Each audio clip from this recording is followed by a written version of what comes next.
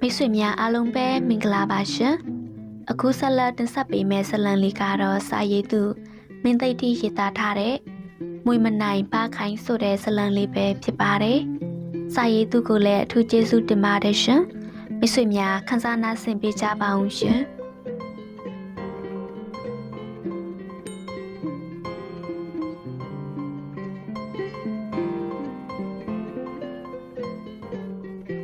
ထိုဒေသတခင်ပတ်ဝန်းကျင်မြင်ကွင်းရတာယာချုမောဖွဲရပကြီးကားတိုင်းပဲ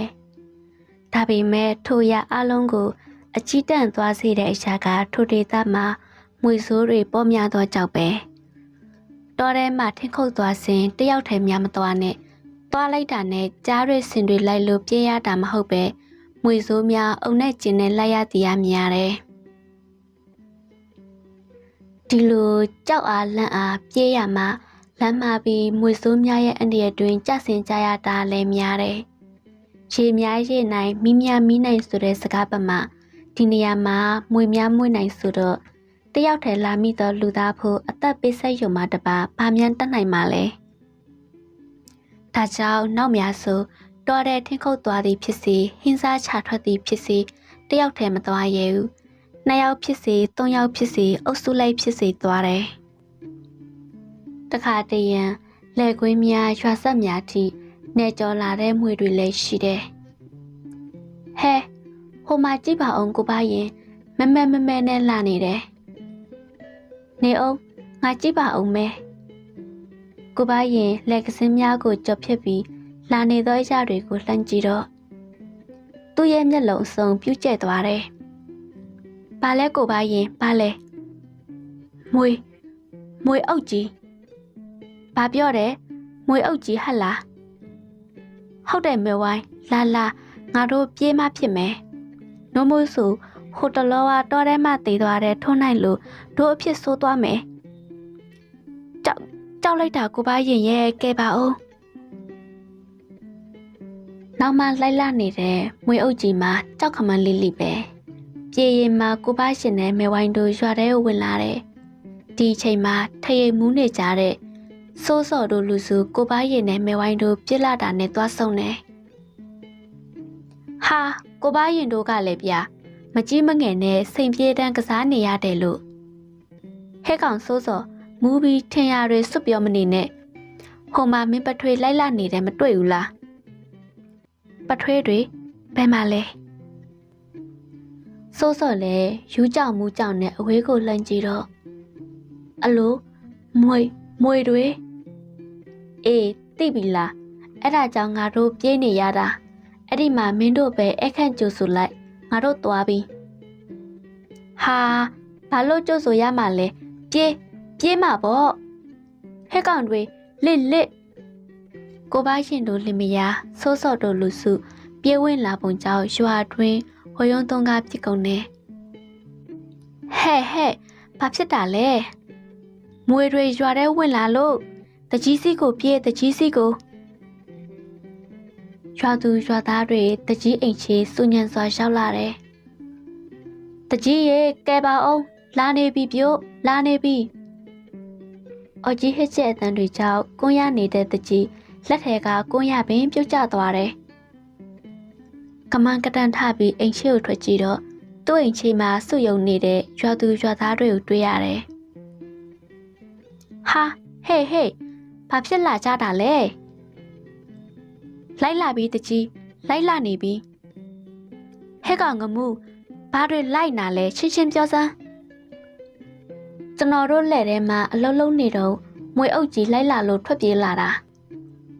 ဟာအဲ့လိုထွက်ပြေးလို့ဖြစ်မလားတရွာလုံးညင်ညာမောင်းထုံးမှဖြစ်မှာပေါ့တကြီးမှပြောရင်မှအင်ကောင်းရှင်ကနှလုံးဖြူကိုပြေးယူတယ်ဒီနောက်အင်အောက်ကိုဆင်းလာပြီးတော့ချစ်ဆုံမှဥဆောင်တယ်။ကဲသွားကြမယ်။တွေ့တဲ့လက်နဲ့ဆွဲလာခဲ့ကြတော့တကြီးကပြောပြီးပြစ်ထွက်သွားတော့ရွာသူရွာသားတွေလည်းတွေ့တဲ့တုတ်ဆွဲသူဆွဲခဲတွေကောက်သူကောက်နဲ့လိုက်ပါသွားတယ်။အသက်မျိုးစုံပြီးလာနေတဲ့မွေအုပ်ကြီးရွာဆက်နာကိုပင်ရှောင်းနေပြီ။တကြီးရဲ့နှလုံးပြူလက်ချက်ကိုခံရလို့မွေများချစ်တိုလာနေရမှအချိန်တန့်သွားတယ်။ ရွာသူရွာသားတွေကလည်းတုံမြခဲမြနဲ့၆လန့်လွတ်တယ်တကြီးကလည်းချစ်စုံမှစက်တိုက်ပစ်ချတယ်မွေကြီးမွေးငယ်များအပိုင်းပိုင်းပြတ်ထွက်သွားတယ်တရွာလုံးရဲ့စုပေါင်းနှိမ့်နှိမ့်မှုကြောင့်မွေအုပ်ကြီးမှတဖြည်းဖြည်းရွတ်ပါသွားတယ်အနောက်ကိုပြန်လှည့်ပြေးသွားတယ်တော်ပါသေးရဲ့ရွာထဲသာရှောက်လာရှင်မတွေးဝင်းစရာပဲဟုတ်ပါတော်သေးတာပေါ့တကြီးဥဆောင်မှုကောင်းလို့ဟုတ်တယ်ပြို့ဟုတ်တယ်အေးငါဥဆောင်ပေမဲ့လည်းအလုံးစီလုံးနေဖို့ကအရေးကြီးတယ်ဒါတော့မင်းတို့မမေ့ကြနဲ့ဟုတ်ကဲ့တကြီးဒီမွေတွေလောက်တာနဲ့အချိန်တောင်းပြည့်သွားပြီဒီငမူကတမျိုးအေးမင်းကြက်ကြက်သတိထားစိုးစောမင်းမူပြီးမှောက်နေတော့မွေတွေရောက်လာပြီးတစားစီဆွဲပြဲသွားမယ်တိလားတနေ့တော့ထူဆန်းသောဖြစ်ပျက်တစ်ခုရွာစက်မှာဖြစ်ပေါ်သွားတယ်ထိုနေရမဲဝိုင်းတယောက်သူ့ယောက်ျားတို့လှဲတဲ့ကိုထမင်းကြိုက်ပို့ပြီးအပြင်ရွာစက်ကိုရောက်တော့ဘယ်ဘက်လိုရောက်လာမှမသိတဲ့မွေဟောက်ကြီးပပြင်းကြီးကိုထောင်နေမဲဝိုင်းလဲမျက်လုံးတွေဖြူဒူးတွေတုံပြီးနေရာမှာမလှုပ်မချက်ရက်မိတယ်ထိုအချိန်မှာထိုနေရာကိုကိုဝင်ဆောင်မျိုးသမီးတယောက်ရောက်လာတော့တယ်ညီမလေးမဲဝိုင်းသူမအတန်ကြောင့်ကြောင်တွင်းနေသောမဲဝိုင်းသတိဝင်သွားတယ်အမညီမလေးကိုကဲပါအောင်မွေကြီးသူမစကားကြောင့်ကိုဝင်ဆောင်မိမမှာမွေရှိကိုလျှောက်သွားတယ်အမသတိထားနော်မွေကြီးကအမကိုအန်တရပေးမယ်ထိုမိမသူမပြောသည်ကိုမသိဟန်မကြားဟန်နဲ့မွေကြီးရှိကိုရောက်သွားတယ်ပြီးတော့ပပြင်းကြီးကိုထောင်ပြီးကောင်းကြီးတရန်ရန်ဖြစ်နေတဲ့မွေဟောက်ကြီးကိုစိုက်ကြည့်တယ်မွေကြီးမှာသူမကြီးကိုရမဆိုင်ရဲသည့်အလားပပြင်းချပြီးမြေပြင်မှာကောင်းဝစ်စင်သွားတယ်အနောက်ကိုပြန်လှည့်ပြီးတရွေရွေရွာထဲကထွက်သွားတယ်ထိုမြင်ကွင်းကိုတွေ့ရတဲ့မဲဝိုင်းအံ့ဩတကြီးဖြစ်ပြီးထိုမိမနာကိုကတ်သွားတယ်အမတင့်ရွယ်ဦးလက်မောင်ကိုကင်ဆွဲလှုပ်ခန့်လိုက်ရှာမှထိုမိမမဲဝိုင်းဘက်ကိုလှည့်လာတယ်ဘာလဲမဲဝိုင်းဟိုမှာအမမောင်းထုတ်လိုက်လို့မွေဟောက်ကြီးထွက်သွားပြီဘလို့မွေဟောက်ကြီးဟတ်လားဘယ်မှာလဲငါကြောက်တယ်ဟဲ့အမလည်းအမပဲမွေဟောက်ကြီးရဲ့ရှေ့ကိုသွားပြီးတော့စိုက်ကြည့်လို့မွေဟောက်ကြီးဘာမှမလုပ်ပဲနောက်ပြန်လှည့်သွားတယ်လေအမမသိဘူးလားဟင်ငါမသိလိုက်ဘူးဟုတ်တော့ခတ်တော့တာပါပဲတင်ရွယ်ဦးအပြောစွတ်အမူအရာကြောင့်မဲဝိုင်းလဲကောင်းချောက်သွားတယ်ဘာမှစမပြောဘဲနဲ့အမဖြစ်သူကိုတွဲပြီးရွာထဲကိုဝင်ခဲ့တယ်ညနေဆောင်ချိန်မှာတော့အလုံးမပြက်လာသောကိုပါရင်ကိုထိုကိစ္စနဲ့ပတ်သက်ပြီးမမြုပ်သိမ့်နိုင်ပဲနဲ့ပြောမိတယ်အံ့ဩစရာကောင်းလိုက်တာများမပြောပါနဲ့တော့ကိုပါရင်မွေဟောက်ကြီးလှည့်ပြန်သွားတာချင်းကိုမြင်စမ်းစိတ်ကျင်နေတော့မင်းဟာဟုတ်ကောဟုတ်ရဲ့လားမဲဝိုင်းရဲ့မင်းအိမ်မက်ထဲကဟာတွေပြန်ပြောပြနာလားအိုတော့ကျုပ်ကအတီပြောနေတာမယုံရင်လဲနေယုံတဲ့လူကိုသွားပြောမယ်ဒီလိုနဲ့မဲဝိုင်းရဲ့အာရပါရဖောက်တဲ့ချမှုကြောင့်တင်ရွယ်ဦးရဲ့တည်မှာရွာအတွင်းပြန့်နှံ့သွားတယ်အေးဟဲ့နားရှိလို့သာကြားရတယ်မယုံနိုင်စရာပဲထိုအခါတင်ရွယ်ဦးရဲ့ယောက်ျားကိုလှထေရမိမဖြစ်သူရဲ့တည်ကြောင့်တန်းတော်ဖြစ်ပြီးပြောမိတယ်မိနွယ်ရေမင်းတည်ရတော့ရွာထဲမှာဟိုလေးတကြော့ကြော့ကိုဖြစ်နေလို့ပဲကျမတည်ဘာများလဲတော့မွေဟောက်ကြီးတကောင်ကိုမင်းဘာမှမလုပ်ပဲမောင်းထုတ်လိုက်တယ်ဆိုတဲ့အကြောင်းပေါ့ကျုပ်လည်းမသိရပါလားဟောက်ကွာမင်းနဲ့မဲဝိုင်းတို့ကြုံခဲ့ကြတဲ့မွေဟောက်ကြီးလေအော်ချင်းကလည်းကျမသိရင်သိတယ်ပြောမှာပေါ့ဘယ်ကိစ္စမဆိုချင်းကိုအသိပေးနေကြပဲမှတ်လားအေးလေဟုတ်ပါတယ်ငါကလည်းရွာထဲကလူတွေပြောနေကြလို့မင်းကိုမေးကြည့်တာကဲပါအဲ့ဒါနောက်ထားအခုချင်းသိရမှာဒီမှာမွေတော့မယ်ဆိုတာပဲအဲ့ဒီတော့လိုအပ်တာတွေချင်းသိတာပိုကအရေးကြီးတယ်အေးပါကွာမွေဖို့ဖွာဖို့လိုအပ်တာမှန်သမျှလက်သက်ကြီးနဲ့ငါသေချာတိုင်ပင်ထားပါတယ်မင်းသာကျမရေကိုဂယူးဆိုင်ပြီးတော့ လမ်းသွားရင်လည်းဖော်လေးပါလေးခေါ်သွားအမကျမတို့စိတ်ချရှင်သာကိုင်းထဲသွားရင်ငွေစိုးတွေရံကိုတတိထားအေးပါတတိထားပါတယ်ဟာမိုးလေကင်းရှင်နေမင်းထွန်းတောက်တဲ့တနေ့မှာမွေးပြီးဟေးယောက်ျားလေးအိမ်ခန်းတွင်မှတန်ကြောက်ခြံဝင်းထဲမှာရှိနေတဲ့ကိုလှထေမှာထားခုံတယ်ယောက်ျားလေးတဲ့ကွဒါဆိုရင်ကိုလှထေကျွန်တော်တို့ကိုအဝတိုက်လို့ရပြီနော်အေးပါစိုးစော်ရညနေကြမှာတော့အခုတော့ငါသွားကြည့်အောင်မယ်ဟဲ့ခလေးရရှင်ဘက်မှာရုံနဲ့ဘာရုပ်လဲဒေါ်ဆမ်းမြစ်စကားတန်တွေကြောင့်ကိုလှထေအခန်းပြင်မှာမယိုးမရွာဖြစ်နေဘိုးဒေါ်ဆမ်းမြစ်ကျွန်တော်လည်းလာကြည့်မယ်လေအိုးဝင်မလာနဲ့အောင်ကြည့်ရမှာပေါ့တကယ်တည်းမှဒီမှာခလေးနှုတ်တိုက်အောင်မယ်တူဖြစ်လို့ကိုလှထေနဲ့တင်ရွယ်ဦးတို့လင်မယားမှာတက်တက်လှုပ်ပဲတားလေးကိုရွှေဦးကျောင်းဝါဆရာတော်စီမှာနာမည်ပေးဖို့သွားကြမယ်မိနွယ်ကောင်းတာပေါ့တော့ဆရာတော်တွက်ချက်ပေးတဲ့လူမှန်သမျှကံကောင်းကြသူတွေပဲလေနောက်တနေ့မှတော့သူတို့နှစ်ယောက်တားလေးနဲ့တူတူဆရာတော်ဖះထုံရှောက်လာတယ်မင်းတို့တားလေးရဒီရွာတော့အကျိုးပေးဖို့မွေးလာတယ်လို့ပဲဘာကြောက်လဲရှင်ဖះဒီမှာလေသူ့ရင်ဘက်ကနဂါးကိုကလုံးချီထားတဲ့အရုပ်ကြောက်ဆိုပါတော့နဂါးကိုကလုံးချီထားတဲ့ဟလားအေးလေဒီလိုရုပ်မျိုးပါလာတဲ့လူမျိုးကိုဘလို့မွေမျိုးကမှရှမ်းမဖြူအန်တရမပေးနိုင်ဘူးဟာတဲဟုတ်ပါလားငါတို့တော့ကန်ထူးတာပဲမိမရေ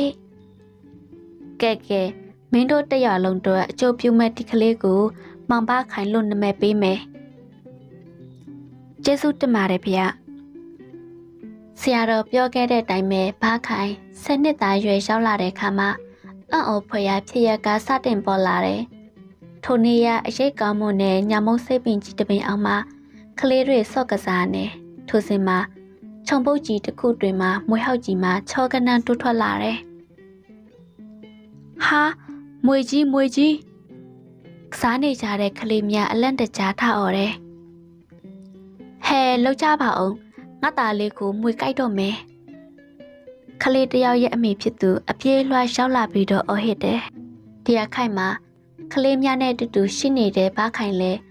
မွေဟောက်ကြီးချေကိုဆွေကနန်းရောက်သွားတယ်ဟဲ့ကောင်ဒီနေရာထွက်သွားစမ်းထူဆန်းစွာပပြင်းကြီးထောင်ပြီးကောင်းတရန်လုံးနေတဲ့မွေဟောက်ကြီးမှာပပြင်းကြီးကိုမြေပြင်ကိုဝှစ်ချပြီးတော့အနောက်ကိုလျင်မြန်စွာပြန်လှည့်သွားတယ်တော်ပါသေးရဲ့မွေကြီးထွက်သွားပြီထွက်ကြောင်ရွာထဲမှာခဏတွင်ပြန့်နှံ့သွားတယ်ဟဲ့ကိုလှထေနဲ့တင်ရွယ်ဦးရဲ့သားဘာခိုင်ဆိုတဲ့ကလေးလေအေးဘာဖြစ်လဲဘာဖြစ်ရမှာလဲမွေဟောက်ကြီးတစ်ကောင်ကိုဘာမှမလုပ်ရပဲပါဇက်နဲ့တင်မောင်းထုတ်လိုက်တယ်ဟုတ်လားဒါဆိုရင် तू ကမွေခိုးနိုင်တယ်လားအဲ့ဒါတော့သိချာမသိဘူးဒါပေမဲ့ तू မွေပြီးထရအိမ်ပတ်ဝန်းကျင်ကိုဘယ်မွေမှမလာတော့ဘူးလို့တော့သူ့မိကတော့ပြောတယ်ဒီလိုဘာခိုင်မွေနိုင်သောကြောင့်ပို့ပြီးတော့ထင်ရှားကြော်ကြားလာတဲ့ဖြစ်ကလူပြိုပေါက်အရွက်ကိုရောက်တဲ့အချိန်မှာပဲထိုနေရာဘာခိုင်မှာလဲထဲမှာဖခင်နဲ့တူတူအလုတ်ဝိုင်းလုံနေကိုလှထေးရိတ်လောက်ပါအောင်ကဲပါအောင်ဟာဘာဖြစ်တာလဲဘာလဲထုံးနိုင်ရအလန့်တကြားကျွန်တော်ဖျက်ခင်ထဲမှာမွေအုပ်ကြီးရှောင်းနေတယ်လောက်ပါအောင်လာကိုထုံးနိုင်ကျွန်တော်လိုက်ခဲ့မယ်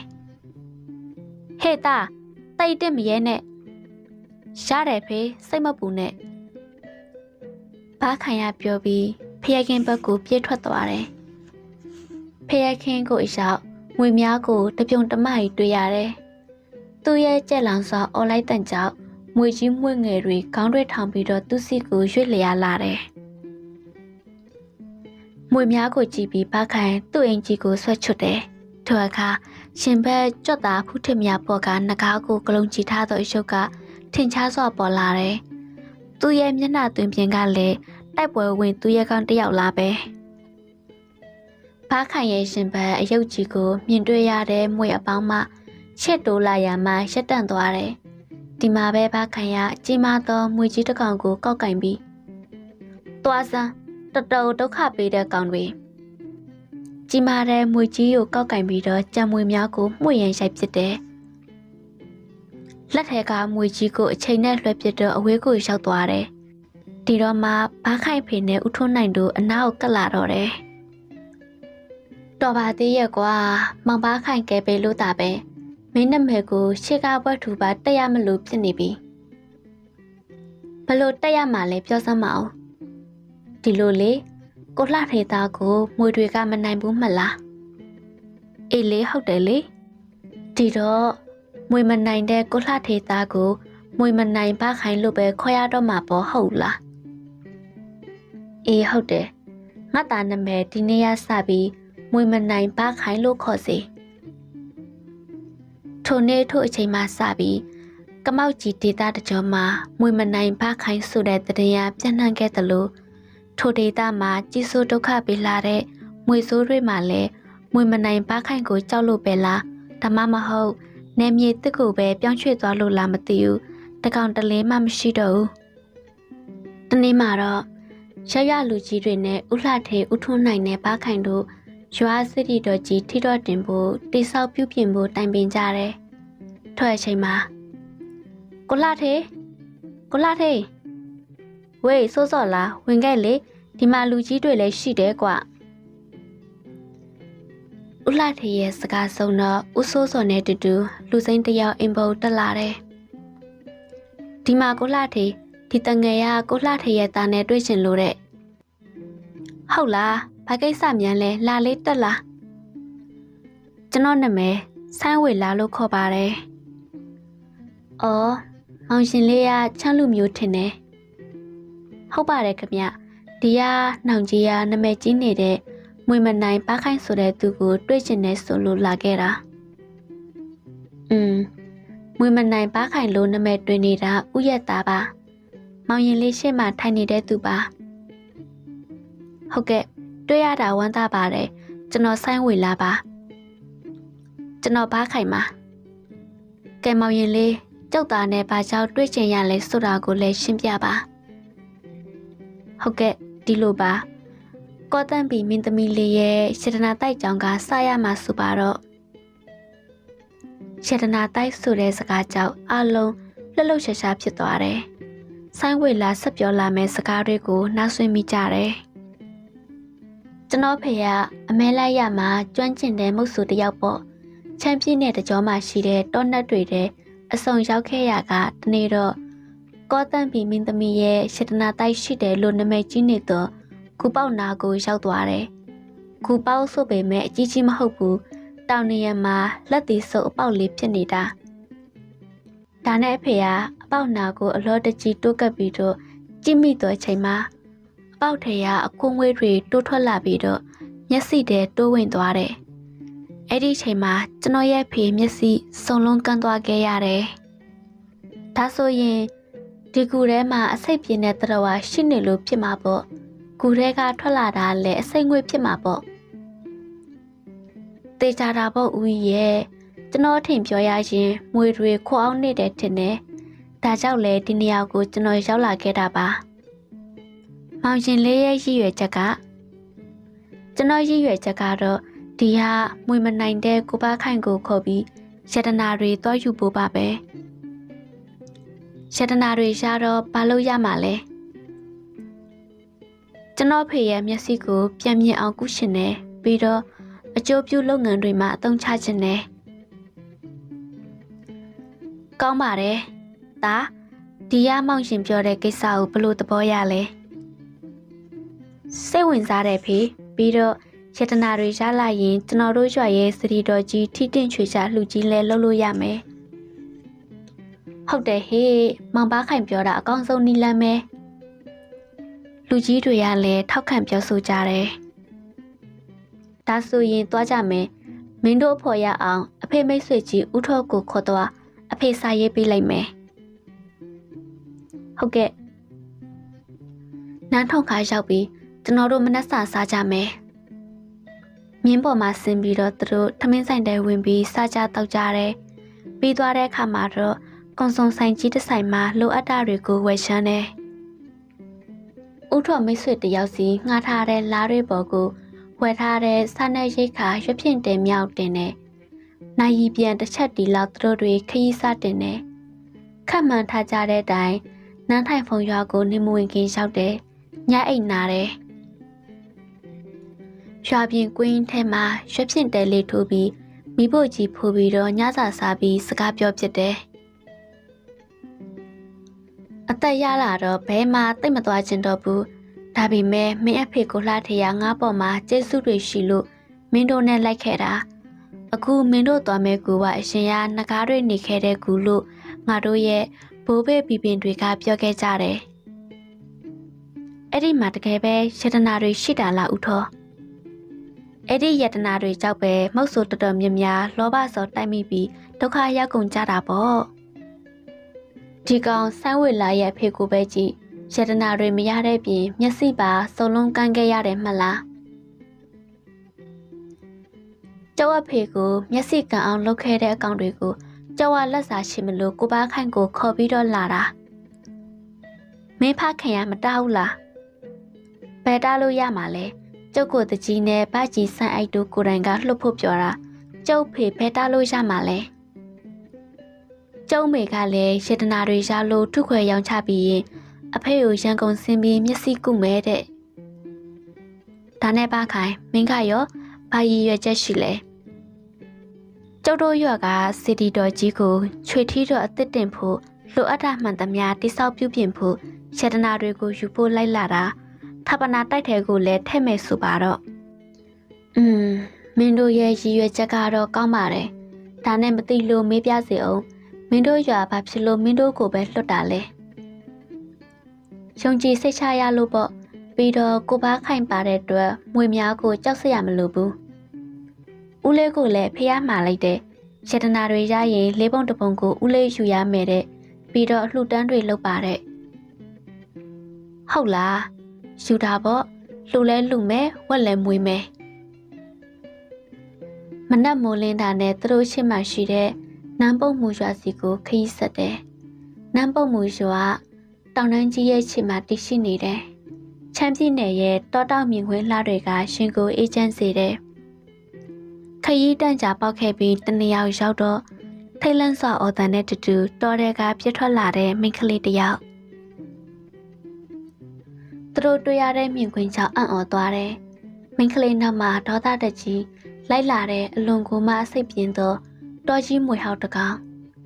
ဘာခိုင်ရမွေကြီးရဲ့ချစ်တဲ့ကိုခုံဝင်လိုက်တဲ့ဆိုရင်ပဲမွေဟောက်ကြီးကဝင်ရောက်နှောက်ချတဲ့သူ့ကိုဒေါသတကြီးကြည့်တယ်ဘာခိုင်ရသူ့အိမ်ကြီးကိုဆွဲချွတ်ပြီးမင်းရဆန်းချင်တယ်ပေါ့ဟုတ်လားလာစမ်းပါဘာခိုင်သူ့ရင်ဘက်ကရုပ်ကိုမွေဟောက်ကြီးမြင်အောင်ချစ်တိုးတယ်ဒီတော့ဒေါ်မန့်ကြီးနေတဲ့မွေဟောက်ကြီးမှချက်ချင်းအနောက်ကိုပြန်လှည့်ပြေးသွားတယ်ဒါကြောင့်လေမွေမနိုင်ဘာခိုင်ဆိုပြီးနမဲကြီးနေတာပေါ့အေးဟေးငါလဲကိုလှထေပြောတော့ကမရှုံခဲ့ဘူးအခုလက်တွေ့ကြတော့ဟုတ်တကူမင်းရဘလို့ဖြစ်ပြီးမွေလိုက်ခံရတာလဲစိုးစမ်းပါအောင်ဟုတ်နန်းကတော့ထဲမှာမြစ်သွားချိုးတာမြစ်တောင်းမရသေးဘူးအဲ့ဒီမွေကြီးလိုက်လို့ပြေးနေရတာအခုလိုနန်းအသက်ကိုကယ်ပေးတဲ့အကိုကျေးဇူးတင်ပါတယ်မင်းနဲ့မေရနန်းတယ်လားနန်းသူစားပါဒါနဲ့အကိုကဒီနယ်ကမဟုတ်ထင်တယ်နော်ဘာလာလောက်တာလဲကောတန်းပြီးမင်းသမီးလေးရဲ့ရှတနာတိုက်ကိုသွားဖို့မလို့အိုးအန်တရဲ့ကြီးတဲ့အလုပ်ပဲမသွားပါနဲ့လားအကိုရဲ့အဲ့ဒီယတနာတိုက်ချောက်ပဲနားရဲကိုလည်းဒုက္ခိတဖြစ်ခဲ့ရပြီဘလို့နန်းသူစားစကားကြောင့်သူတို့အားလုံးစိတ်ဝင်စားမိတယ်မင်းရကိုလည်းအဲ့ဒီကိုရှောက်ခဲ့ပူတယ်ဟတ်လာနန်းဟုတ်ပါတယ်အကိုတို့နန်းတို့အိမ်ကိုလိုက်လဲကြပါလားခီးတစ်ထောင်နာရင်နန်းကိုနဲ့လဲစကားပြောလို့ရတာပေါ့အကိုတို့သိရှင်တာတွေသူ့စီကကြားချင်းရင်ကြားရမှာပေါ့ကောင်းတာပဲလိုက်ခဲ့မယ်လေသူတို့နန်းသူစာခေါ်ဆောင်ရနောက်ကိုလိုက်ပါခဲ့ကြတယ် မကြခင်နန်းသူစာတို့မောင်နှမနေထိုင်တဲ့နန်းပုံမူရွာကိုရောက်ခဲ့ကြတယ်။နန်းသူစာချင်းပြတဲ့စကားတွေကိုမျက်စိမမြင်တဲ့ဆိုင်းအောင်နိုင်ကကောင်းတဆဆညှိပြီးအေးဗျာအခုလိုကျွန်တော်ညီမလေးအသက်အန္တရာယ်ကိုကာကွယ်ပေးခဲ့လို့ကိုပါခိုင်တို့ကိုကြုတ်ကျေးဇူးအရင်တင်ပါတယ်။ဒီအတွက်လည်းကျွန်တော်ကြုံတွေ့ခဲ့ရတဲ့အကြောင်းအရာတွေကိုအားလုံးပြောပြပါမယ်။ကျွန်တော်ကပတက်လိုက်တာဝါသနာပါတယ်။အဖေကလည်းမုတ်ဆူကိုကျုပ်ကအဖေလိုတားကောင်းကြီးတွေမလိုက်ချင်ဘူးပတက်ပဲ။ဒါနဲ့ကျုပ်လည်းပတက်မုတ်ဆူဖြစ်ခဲ့တယ်ဆိုပါတော့နေရှိတဲ့ရွေပတက်ကျင်တွေပဲလိုက်ချပြီးကျင်တစ်ဖက်ကနေငရုတ်တီကြောက်တွေပုံပြီးတော့မိချို့လိုက်တယ်။ကြံတဲ့ကျင်တစ်ဖက်ကနေဆောက်ပြီးမူးဝဲမှုန်ထူပြီးထွက်လာတဲ့ပတက်တွေကိုမိအောင်ဖန်းခေါင်းကိုထုနဲ့တပြုံတအုံလုံးတစ်ကောင်းမှမလွတ်စေရဘူး။အကောင်တက်သေးလေးတွေကိုမျက်လုံးတွေဖောက်ပြီးလှောင်ရင်ထဲမှာထည့်မွေးထားတယ်။အဲ့ဒါပြင်ငမြကြိတ်ကြီးနဲ့ငရုတ်တီမဲ့တောက်လိုက်တက်ပြီးထောင်ဖန်းတယ်။ပရစ်တို့ပလူတို့နဲ့ထောင်ဖန်းတယ်။ညှုတ်ခွေနဲ့ကိုင်းတက်ဆင်ပြီးလဲဖန်းသေးတယ်။ရှိစရာပြောရအောင်မဲ့ကျုပ်လျှောက်သွားနေရင်ကျုပ်ရဲ့ရှိကနေပတက်တကောင်ကောင်မြန်ဖြစ်ပြေတာတွေ့ရလို့ကတော့ဖွမေပတက်မေဆိုပြီးကျုံပြီးတော့အော်တာပတက်ကလန့်ပြီးရက်နေတော့တာပဲအဲ့ဒီတော့မှအမိကနေကောက်ကင်ပြီးမြေကြီးနဲ့တဖုံဖုံကင်ဆိုင်ပစ်တာအေးပေါ့ဗျာအဲ့ဒီအကုသို့တွေရဲ့အကျိုးပေးလို့ပြောရမှာပဲအဲ့ဒီနေရာမိတ်ဆွေတယောက်ကပတက်လာမှလို့ပတက်ချထွက်ရင်အဲ့ဒီအနောက်တောင်ကျောဘောကိုရောက်မှမသိရောက်သွားတယ်အဲ့ဒီချိန်မှာကျုပ်ကပတက်ချစ်ကောင်လောက်ရှာပြီအဲ့ဒီချိန်မှာလက်တီစုံလောက်ရှိတဲ့အပေါက်လေးတစ်ပေါက်ကိုကျုပ်တောင်နေရာမှာတွေ့လိုက်တယ်အဲ့ဒီပေါက်ကိုကျုပ်ကြည့်ပြီးစိတ်ထဲမှာတမျိုးကြီးခံစားရတယ်ပတက်ကျင်တို့ကြွက်ကျင်တို့ဆိုတာမျိုးကအောက်ခြေမှာပြောင်ချောနေရတဲ့အခုဟာဘာမှမသိဘူးဒါနဲ့ဘာတွင်းလဲဆူပြီးကပ်ပြီးတော့ကြည့်လိုက်တော့ပထမတွေစီထားသလိုရဲရဲဦးနေနေတာပဲကျုပ်လဲဝမ်းသာအားရနဲ့ဒါဟာကောတန်းပီမင်းသမီးလေးရဲ့ရှေတနာတိုက်ပဲပွားပြီးဟာဆူပြီးပါလာတော့တာနဲ့အပေါက်ကိုချဲ့ဖို့လဲလှုပ်ရောကျုံမျက်စိထဲမှာပထမနိနိရဲရဲတွေကလွယ်ပြီးဘာမှမတွေ့ရတော့ဘူးကျုံမျက်လုံးတွေပူဆက်ပူလောင်ဖြစ်ကုန်ပြီးနားထဲမှာလဲတရှူရှူတစ်ချက်ချက်နဲ့တပြုံးပြုံးတန့်တွေသာစူညံလာတယ်ဒါနဲ့ကျုပ်လဲကြောက်လန့်ပြီးခြေဦးတက်ရထွက်ပြေးလာလိုက်တာလဲလဲကွက်ကွက်နဲ့ကန်ကောင်းလို့မုတ်ဆိုတတိုင်းနဲ့တွေ့ပြီးတော့အိမ်ပြန်ရောက်တယ်အိမ်ရောက်တော့နှက်စရနဲ့ကြော့ပွဲတွေပါတွေပေးပြီးတောင်းပန်ရတယ်လူလဲတလားလောက်အိယာထဲလဲတော့တာပဲကောတန့်ပီမင်းသမီးရဲ့ရှေတနာတိုက်ကိုစောက်တဲ့အဆောက်ချောက်တွေကတော်တော်ကိုမှကြောက်စရာကောင်းတယ်တလားလောက်ကြတော့လူကနေကောင်းလာပါတယ်ကျုံမျက်စိတွေကတော့အခုခမည်းတော်မြင်တဲ့အတိုင်းကန်းသွားတယ်ခမည်းတော်အဲ့ဒီကိုသွားမယ်ဆိုရင်ခုပေါဝတက်တဲ့မှာအပိနှစ်ပိရှိတယ်အဲ့ဒီပင်ကြီးတွေကကျုပ်အတွက်မဒါနာအလန့်တိုင်ကြီးတွေလို့ပဲထင်နေမိတော့တယ်နောက်တနေ့မနက်မှာသူတို့ခရီးဆက်ထွက်ဖို့ပြင်ဆင်စင်မှာနန်းသူစာချမ်းကောက်ညင်တုပ်တွေကိုလာပေးတယ်ဒီလိုနဲ့သူတို့တောင်တက်ခရီးစတင်တယ်တိတ်မကြခင်ညောင်ချက်ပင်တပင်နဲ့နှက်စင်ကိုတွေ့ရလို့ဥထော်ကကဲတောပိုင်းတောင်ပိုင်းတွေကိုလက်ဖက်တရိုးကွန်တရိုးလောက်တော့ပတ်သားလိုက်ကြမယ်တောပိုင်းတောင်ပိုင်းများခမညာကျွန်တော်တို့ရဲ့အကျိုးပြုလုပ်ငန်းအတွက်ကုညီဆောက်ချောက်ပေးတော်မူပါကြော့ပြီးနောက်မှာတော့တောင်ကျောပေါ်ရှိတစ်ကြီးဝါကြီးတွေရဲ့ခြေအောက်ကသူတို့သုံးယောက်တဖြည်းဖြည်းရှောက်လာတယ်ဆိုင်းဝေလာလက်ထဲကမှိန်တောင်ကိုစုပ်ကင်ထားပြီးဘားခံရလဲပတ်ဝန်းကျင်ကိုမျက်စိချင်းချင်းထားပြီးတော့သွားတယ်လမ်းမှာပဒတ်နှစ်ကောင်ကသူတို့ရဲ့ရှင်မဖြတ်အပြေဆိုင်းအောင်နိုင်ကပြောခဲ့တဲ့စကားကိုအမှတ်ရပြီးတော့ဘားခိုင်မြေပြင်ကိုဖနှောက်နဲ့ပေါက်ပြီးလှမ်းអော်တယ်ပါဇက်ဟောင်းသားနဲ့ပဒတ်နှစ်ကောင်ကြောင်ပြီးတော့ရက်နေဆိုင်းဝေလာနဲ့ဥထော်တို့အตาရပဲဖန့်ရှူတယ်တဖြည်းဖြည်းခရီးဆက်ခဲ့ကြရင်မှညအမောင်ကြီးတို့တန်းလာလို့နေရာမှာပဲစခန်းချရက်နာတယ်ညစာစားပြီးတောက်ပြီးချိန်မှာတော့ဥထော်ငယ်စဉ်ဘဝအတွေ့အကြုံတွေကိုပြောပြပြီးနားထောင်နေကြတယ်သူတို့ပဲခြုံတော်ထဲကနှမ်းမုတ်တန်တွေရွှေ့လျာတန်တွေစက်တိုက်ပဲပေါ်ထွက်လာနေတယ်ဘာကောင်တွေလဲ ဦးထော်ကတနက်ကိုကောက်ကင်တော့ဘားခိုင်ကလက်ကပြတယ်မလုံနဲ့ဦးထော်ကျွန်တော်ကြည့်ကြည့်အောင်မယ်ပြပြဆူဆူဘားခိုင်ခရီးဆောင်တက်မီကိုထုတ်ပြီးဘေးပပတ်လဲချုံများစီကိုထိုးကြည့်တော့ဟာအများကြီးပဲကျွန်တော်တို့ဝိုင်းထားတယ်ဘာတွေလဲကိုဘားခိုင်အရှိကောင်တွေပဲဒါဆိုရင်ကျွန်တော်တို့ဘယ်လိုလုပ်ကြမလဲကိုဘားခိုင်ခဏစောင့်ကြည့်ပါဦးဒီကောင်တွေမိဘဝင်ရှိနေလို့ရှေ့ကိုတိုးမလာတာကျင်းသေးတယ်ဒါပေမဲ့မပူနဲ့ကျွန်တော်ရှိပါတယ်ဒီပုံတိုင်းဆိုရင်တော့တို့အိတ်လို့မရဘူးထင်တယ်မင်းတို့တက်ပြစ်မှာလားတက်လို့ဖြစ်ပေမဲ့မတက်ပါဘူးမြတ်တာသစ္စာနဲ့ပဲချင်းထုတ်မယ်ဘားခိုင်ပြောပြီးရေဘူးတရားရှိကိုခွက်တယ်ကိုလောင်းထဲတယ်ပြီးတော့ရေကောကိုလက်နှစ်ဖက်နဲ့ဆုပ်ကင်ပြီးရှတနာ၃ပါးကိုအာယုံပြုတယ်ကျွန်ုပ်တို့သည်စီဒီတော်ကြီးပြုပြင်မွမ်းမံဖို့နဲ့အများကောင်းကျိုးတို့အတွက်ဤနေရာဤဒေသကိုရောက်ရှိလာခဲ့ခြင်းဖြစ်ပါတယ်ဒီအတွက်ကြောင့်ကျွန်ုပ်တို့အားကူညီကြပါတင်တို့ကိုလည်းဘာအန်တရမှမပေးပါဘူးဤတော့ဤတောင်မှာဆောက်ကြကြကုန်သောလောကပါလာနတ်အပေါင်းတို့ကလည်းကျွန်ုပ်တို့ရဲ့ကောင်းမှုကုသိုလ်အားကူညီဆောင်မဆောက်ချောက်တော်မူကြပါဘားခိုင်ရတစ္ဆဆူတိုင်တယ်ပြီးတော့နောက်သူတို့ရဲ့စခန်းပပတ်လက်ကိုရှီကွက်ထဲမှာရှင်နေလိုက်ပြန်တယ်ပြီးတာနဲ့ပြန်ထိုင်တယ်ကဲစိတ်ချလက်ချအိတ်ကြတော့နောက်တနေ့မိုးလင်းတာနဲ့သူတို့တောင်ကြီးတစ်ခုရဲ့ပေါ်တက်တယ်နောက်တတော်ကိုဝင်ခဲကြပြီးတော့နောက်မှာတော့ကိုဘားခိုင်ဟိုမှာကြည့်စမ်းကိုဆိုင်အောင်နိုင်ပြောလိုက်တဲ့အပင်ကြီးနှစ်ပင်နဲ့မတူဘူးလားဖြစ်နိုင်တယ်ဒါပဲဖြစ်မယ်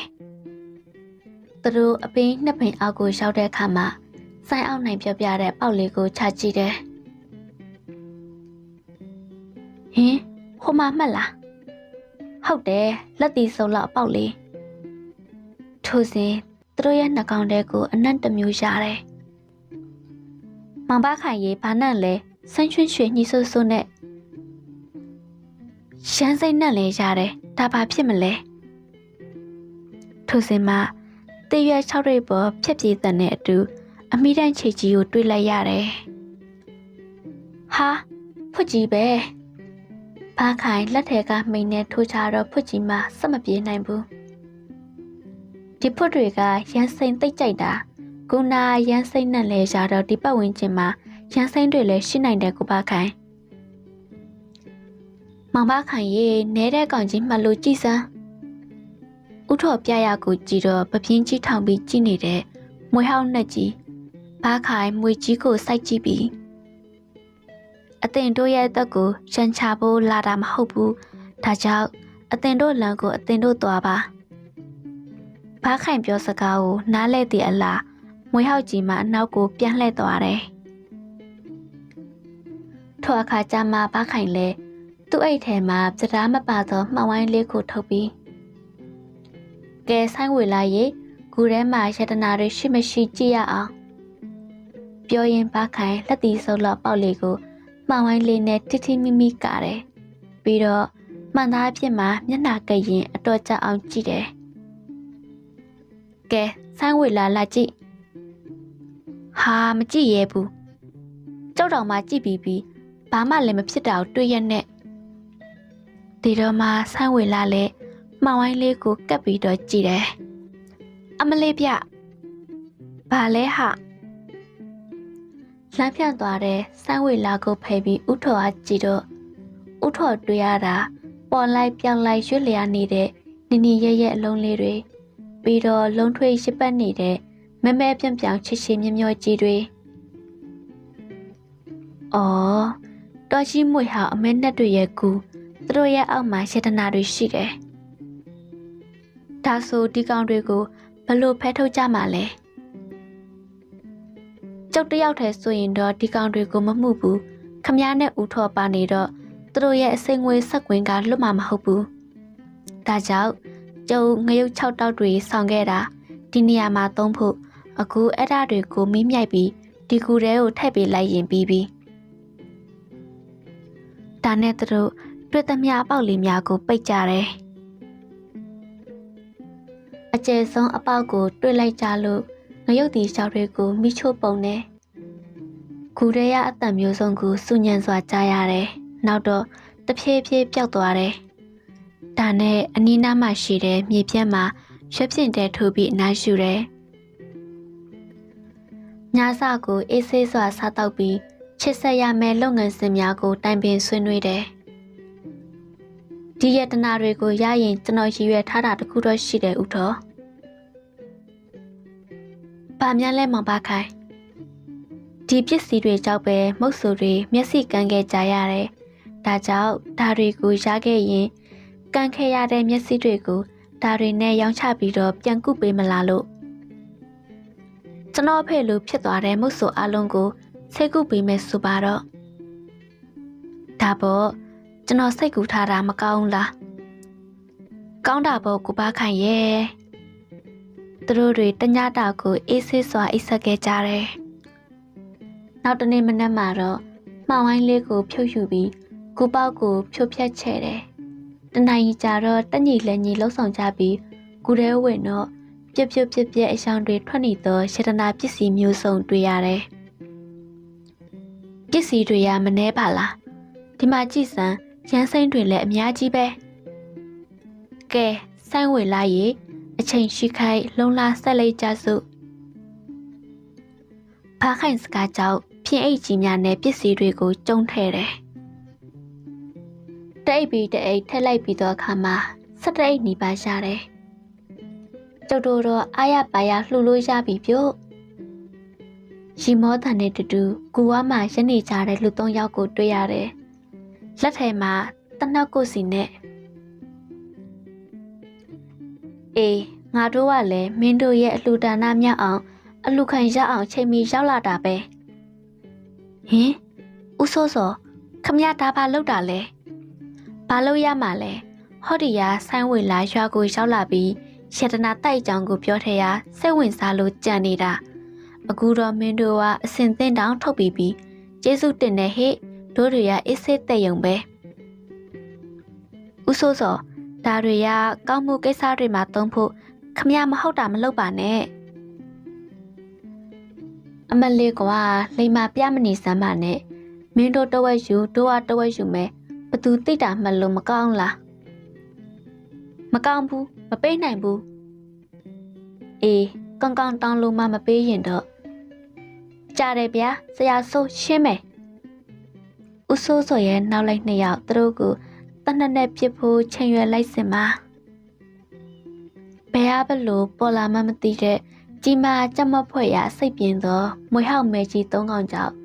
ဦးစိုးစောတို့3ယောက်ဝေဒနာကိုလူလိတ်ခံစားရင်းတည်ဆုံသွားတယ်မွေကြီး3កောင်သူတို့တည်ဆုံသွားတော့ပြန်လဲထွက်သွားတယ်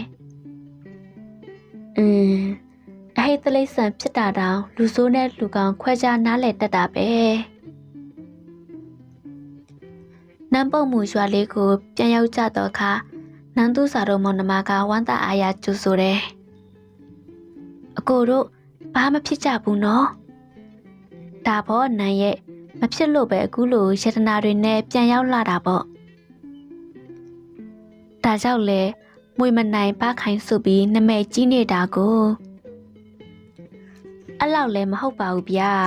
ကောင်းမှုကုသိုလ်လုပ်လို့အောင်မြင်သွားတာပါဒီနောက်မှာတော့ဥထော်ကပဲစီစဉ်တွေကိုရှင်းပြတယ်ဆိုင်းအောက်နိုင်လဲရွှင်လန်းတက်ကြွသွားပြီကိုပါခိုင်ရဲ့စိတ်တုပ်လေးစားတယ်ဗျာအခုလိုကျွန်တော်တို့မုတ်ဆိုးတွေရဲ့မျက်စိကိုကုသပေးမယ်ဆိုတာကိုကျန်တဲ့လူတွေပါသိရင်အယံဝမ်းသာမှာဒါနဲ့ပဲနောက်နေ့မျက်စိကန်းနေတဲ့မုတ်ဆိုးတွေကိုခေါ်ယူတွေ့ဆုံတယ်ငါတို့တွေကတသက်လုံးအကံဘွားနဲ့နေရတော့မယ်တင်တာဒီလိုလူမျိုးပေါ်လာတာဖျားမတာပဲဝေးနောက်တစ်နှစ်ခန့်ကြာတော့တနေ့မှာတော့အကံဘွားမှာလူကောင်းဘွားကိုရောက်ခဲ့တဲ့ဆိုင်းအောင်နိုင်ပါဝင်မုတ်ဆိုအားလုံးဘားခိုင်တို့ကိုကွန်ပျူတာအဖြစ်စားတော့ပွဲလေးကျင်းပဖြစ်တယ်အခုလိုစိတ်သဘောထားပြေဝပြီးအများကျိုးကိုဦးစားပေးတတ်တဲ့ကိုပါခိုင်ကိုကျွန်တော်အနေနဲ့ထပ်ဆင့်ပြီးကွန်ပျူတာတစ်ခုပေးချင်ပါတယ်အဲ့ဒါကတော့ကျွန်တော်ရဲ့ချစ်ဆုံးညီမလေးနန်းသူစာအုပ်ပါပဲ ချစ်တွေနဲ့ထုံလွှမ်းသောဘားခိုင်နဲ့နန်းသူစာတို့ရဲ့ဘဝလေးမှာတာယာချမ်းမြေ့ခဲ့ကြတယ်။သူတို့အလုံးရဲ့ကြိုးစားမှုနဲ့အောင်မြင်စွာတိဆောက်ပြုပြနိုင်ခဲ့တဲ့အတူမရှိစီတီတော်ကြီးကလည်းဆက်လဲတန်တရွှန်းရွှန်းနဲ့တပ်ပဲ့တင်းတဲ့စွာတည်ရှိနေပါတော့တယ်။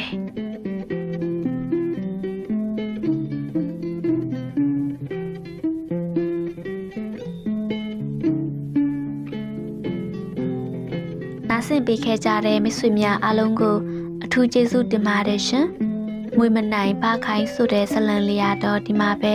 ပြီးဆုံးသွားခဲ့ပြီဖြစ်ပါတယ်။ဆက်လက်တင်ဆက်ပေးမယ့်ဇလံတလေးတွေကိုလည်းမိတ်ဆွေများဆက်လက်ဆောင်မြောက်အားပေးကြပါအောင်လို့ပြောရင်းနဲ့ပဲနှုတ်ဆက်လိုက်ပါတယ်ရှင်။